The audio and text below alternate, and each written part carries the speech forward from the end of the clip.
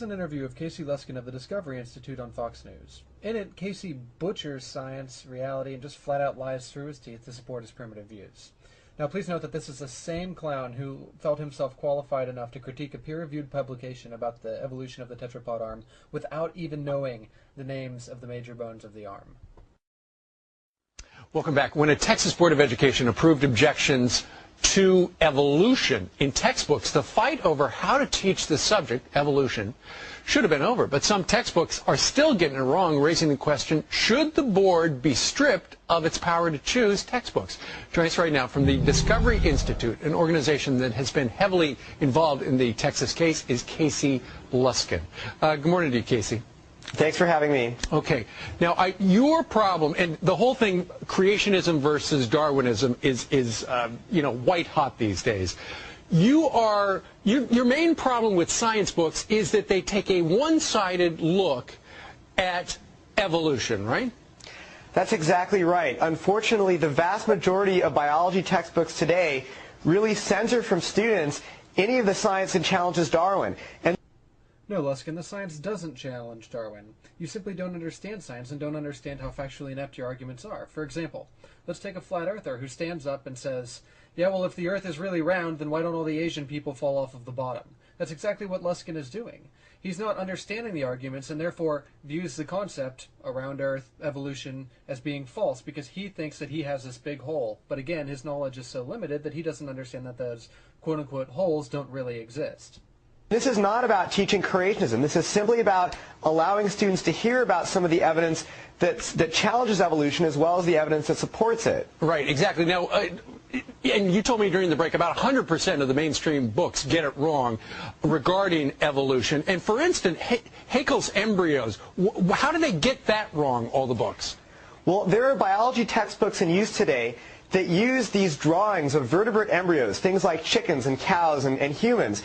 And biologists have known that these drawings were fraudulent for over 100 years. But what these drawings do is they obscure the differences between the early stages of embryos in order to make it look like all these different vertebrate groups share a common ancestor. But we've known for hundreds of years, for decades, that these drawings are fraudulent, and they are still in many textbooks that are used today. And we think that students should be getting, the most accurate and objective evidence for evolution, not these fraudulent drawings. Okay, it's time that we address the creationist favorite, Haeckel's embryos. Okay, it's a well-known fact that organisms, while they're developing, converge during their phylotypic stages to appear very similarly. That's really not disputed. Dolphins and snakes both have leg buds, chickens look like humans, it's a fact, it happens. Now, what Haeckel falsely believed was that a vertebrate organism passed through different stages reflecting its evolution. So, for example, he argued that a human being would pass through a stage where it looked like a fish, then an amphibian, then a reptile, then onto the mammals that we are.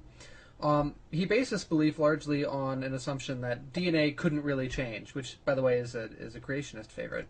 That DNA had certain constraints, and that the embryo was sort of locked into its developmental course, and that modifications happened in the adult human being, or in the adult animal. We now know this to be false. So what Haeckel did was to exaggerate these similarities to demonstrate his point. So think of a caricature where the prominent features of a person are made much more prominent.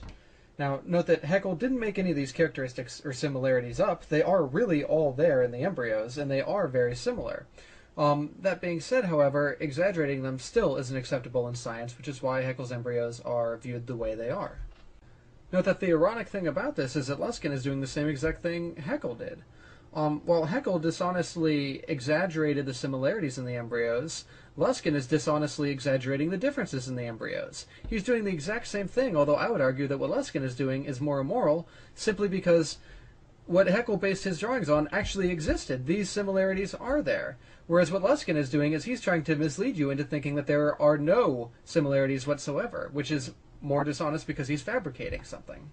Also, for some strange reason, creationists seem to think that Haeckel's embryos are a major source of people accepting evolution, when that's simply not the case. The similarities during development are nowhere near the strongest pieces of evidence supporting evolution, but instead they simply focus on this one thing because that's all that they can grasp at. It's actually kind of similar to people denying dinosaurs existed and finding one paleontologist who fabricated a dinosaur fossil so that he could get famous, and then they take that fossil and say, aha, this fossil is forged, all the books containing dinosaur fossils have it all wrong, it's completely wrong, dinosaurs never existed, we win. That's exactly what Luskin is doing, and that's exactly what creationists always do. Another example is Darwin's Tree of Life. I mean, that's what I learned back in the day, but there are holes all punched through that as well. As we learn more and more about the DNA evidence, we're finding that when you take one gene, it gives you one version of the Tree of Life, but when you use a different gene, it gives you an entirely different version of the Tree of Life. I'd like to quickly point out that the last bit was a blatant lie. This is something that's been remarkably well studied, and every major gene in every organism not subject to horizontal gene transfer adheres to and completely supports the Tree of Life. Now, everything from the molecules in your eye helping you see to even snake venom completely adheres to the Tree of Life and supports it. I'll touch more on this here in 1 second. I'll let Luskin finish. An article in the journal New Scientist recently said that the Tree of Life is being, quote, annihilated, unquote, by the new DNA evidence. And yet when we look at textbooks, they present the Tree of Life as if it's an unadulterated fact. Folks, this is a perfect example as to why exactly you cannot trust these people. What the article in New Scientist demonstrated was that there was much more horizontal gene transfer early on than what we thought. So what is horizontal gene transfer? Well, it basically happens when two organisms of different species swap genes with each other. This happens mostly in bacteria and lower-level organisms. It's actually one of the major problems with antibiotic resistance in the sense that we all have normal flora and bacteria in our intestinal tracts. Well, what happens when we take antibiotics is that we select for our normal flora that are resistant to those antibiotics because they have the resistant genes. Now what happens later on when we get a pathogenic infection is that those resistance genes from our normal flora can actually be passed to the pathogenic bacteria, causing them to become resistant to antibiotics too. So what Casey Luskin is basically doing here is taking the example of New Scientist, which was that there's much more horizontal gene transfer in the lower Tree of Life than what we previously thought, and he's applying it to the entire tree, as if there's this murkying of the water between amphibians and reptiles and birds and mammals and things like that, which simply isn't the case. If anything, the article in New Scientist applied to the bottom 1/15th of the tree, where the remainder of the tree is perfectly intact. There is no horizontal gene transfer between larger organisms simply because that doesn't happen. Now, as far as why shouldn't that be included in the textbook, do you really think that it's appropriate to be telling a third grader, well, it's not really the Tree of Life, it's actually the web of life because there's much more horizontal gene transfer in far primitive organisms? No. Sorry, that's simply not appropriate. The Tree of Life is an appropriate description for the vast majority of the tree and for what's trying to be portrayed here. Luskin simply doesn't count on you being able to know that. So what it comes down to for you is 100%, near 100% of the textbooks get it wrong. You're not taking a side whether evolution is right or creationism right. You're just simply saying if the textbooks are going to be teaching evolution, get it right because everybody's getting it wrong. Well, we don't support the teaching of creationism, but we do support the teaching of good science. And the best science shows that there is a real scientific controversy over this. All right, Casey Luskin joining us from the Discovery Institute in Seattle.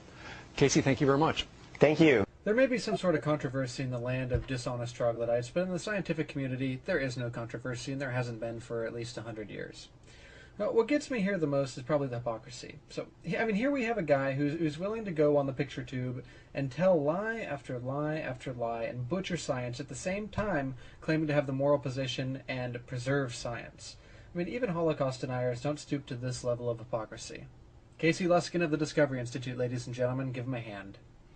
And here it is, your moment of Zen.